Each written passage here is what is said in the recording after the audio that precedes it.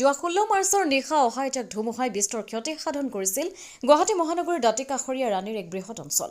ধুমুহাজাকে বাৰাণীৰ মেঘালয় সীমান্তৱৰ্তী পুৰাণ শুকুৰবৰীয়া বেলগুৰি নালাপাৰা চেঁচা টাংগনপাৰা ঠেঙাপাৰা চল্লি জয়পুৰ গাৰোপাৰা আদিৰ উপৰিও দাঁতিকাষৰীয়া বেৰিগাঁও বালাপুৰ লোহাৰঘাট কুলসী বৰদুৱাৰ বাগান আদি গাঁৱৰ বহু পৰিয়ালৰ ঘৰ দুৱাৰ উৰুৱাই লৈ গৈছিল।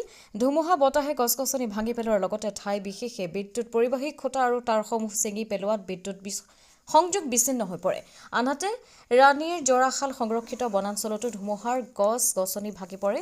নালাপাৰা খণ্ড বন কাৰ্যালয় চৌহদত এডাল প্ৰকাণ্ড চেগুন গছ বাগৰি পৰাত কাৰ্যালয়ত থকা বনকৰ্মীসকলৰ কথপমিহে প্ৰাণ ৰক্ষা পৰে যদিও বনকৰ্মীসকলে ব্যৱহাৰ কৰা একমাত্ৰ চৰকাৰী মাৰুতি বাহনখন ক্ষতিগ্ৰস্ত হয়। তেনেদৰে 17 মাৰ্চৰ পৰা শক্তি বিভাগৰ অধীনৰ এপিডিচিএলৰ কৰ্মীয়ে যুদ্ধকালীন তৎপৰতাৰে ভাগি যোৱা খুঁটা আৰু তাঁৰসমূহ মেৰামতি কাৰ্য আৰম্ভ কৰি দুদিনৰ ভিতৰত প্ৰায় ৭৫% অঞ্চলত মেৰামতি কাৰ্য সম্পন্ন কৰি বিদ্যুৎ সংযোগ স্থাপন কৰিছে।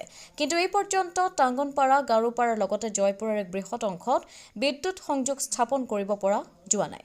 ফলত বিগত 5 দিন ধৰি এক বিস্তীৰ্ণ অঞ্চলৰ ৰাইজে আন্ধাৰৰ সৈতে সহাৱস্থান কৰিবলগীয়া হৈছে, যাৰ বাবে ভুক্তভোগী ৰাইজে শক্তি বিভাগক যুদ্ধকালীন তৎপৰতাৰে বিদ্যুৎ সংযোগ স্থাপন কৰিবলৈ দাবী জনাইছে, কিয়নো অঞ্চলটো হৈছে বনৰীয়া হাতীৰ মুক্ত বিচৰণথলী আৰু আন্ধাৰৰ সুযোগ লৈ হাতীৰ আক্ৰমণৰ আশংকাত ভুগিছে এতিয়া অঞ্চলবাসী ৰাইজ। ব্যুৰ' ৰিপৰ্ট, অমৃত নিউজ 24/7।